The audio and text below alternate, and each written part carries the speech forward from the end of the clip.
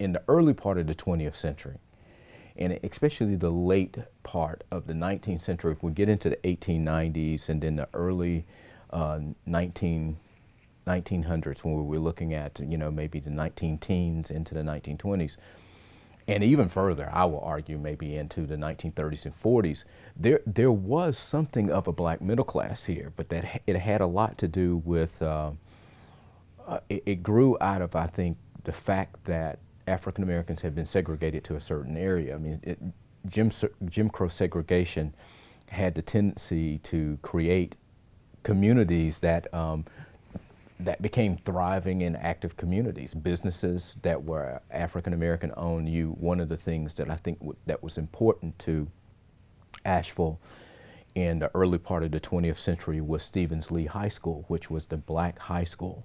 The teachers that taught in the segregated schools, I think, would be a part of what you would call a black middle class. But with integration, a lot of those teachers went away. They're not here, so you lost that kind of sense of a black middle class. But I think in the early part of the 20th century, maybe up to the mid 20th century, before integration, you had a much more active and vibrant middle class. People who were teachers, you had business owners.